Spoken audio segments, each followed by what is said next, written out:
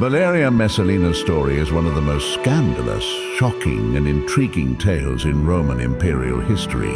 She was the third wife of Emperor Claudius, a man who was scholarly, mild-mannered, and often underestimated by his peers. In stark contrast, Messalina was young, beautiful, ambitious, and cunning, a combination that made her both captivating and dangerous. Born around 17 or 20 AD into the powerful and well-connected gens Valeria, one of Rome's most ancient patrician families, she was destined for influence from the very start. Through family ties, she was connected to the Imperial line and even distantly related to the ruling Julio-Claudian dynasty, making her an ideal candidate for a political marriage. When she married Claudius in 38 or 39 AD, she was much younger than him, and many historians believe the union was politically motivated. Claudius was not yet emperor at the time.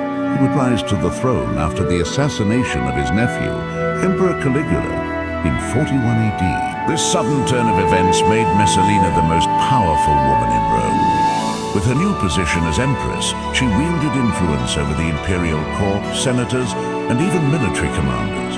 But with great power came great controversy. Ancient historians, particularly Tacitus, Suetonius, and Cassius Dio, portray her as a figure of extreme lust, manipulation, and cruelty. Although these accounts are often colored by political bias and the patriarchal attitudes of the time. Her beauty was legendary, but her reputation was even more infamous. Messalina quickly became known for her political scheming and her alleged insatiable appetite for pleasure. One of the most persistent legends is that she competed with one of Rome's top courtesans in a contest to see who could sleep with the most men in 24 hours, and won. Whether this is true or an exaggerated smear campaign, it has stuck to her image for centuries. She was accused of using her charms, not only for personal gratification, but also to manipulate political outcomes, rewarding allies and eliminating enemies with deadly precision. Her nickname, the She-Wolf of Rome, came from these tales of sexual dominance, predatory cunning, and dangerous ambition. In Roman slang, the She-Wolf could also mean prostitute, making the title both an insult and a warning. The epithet paints her as a woman who devoured everything in her path, status, wealth, and men without remorse. But there was more to her than the salacious stories. Messalina played a key role in securing Claudius's position on the throne, especially during the turbulent early years of his reign. She bore him 2 children, Britannicus strengthening his dynastic line. However, her thirst for power would ultimately be her undoing. In 48 AD, while Claudius was away from Rome, Messalina committed what historians describe as an act of open betrayal. She married Gaius Silius, one of the most handsome and influential young men in Rome, in what appeared to be a public ceremony.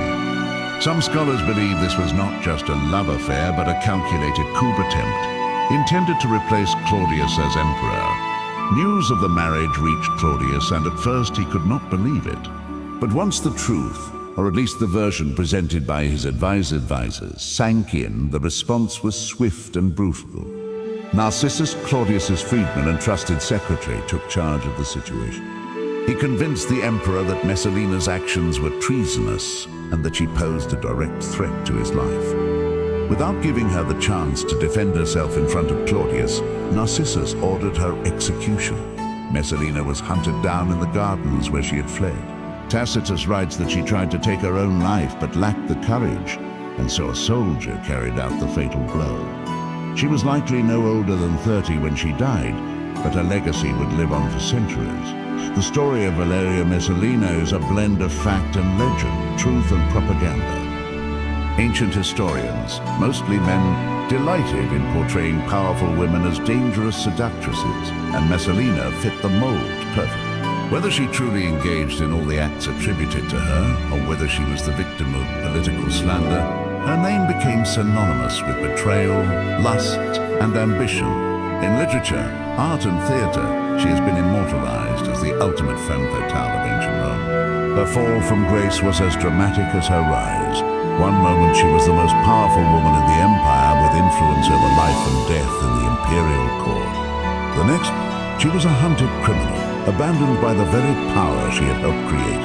The tragedy of Messalina lies in the fact that we may never know the full truth of her life. Was she truly the Eshiwu who seduced her way through the Imperial court? Or was she a political casualty in a world where a woman's slightest misstep could be used to destroy her? The reality may be somewhere in between. Regardless, her story remains one of the most compelling and controversial in Roman history. A tale of beauty, power, ambition, and the deadly games played in the shadow of the emperor's throne.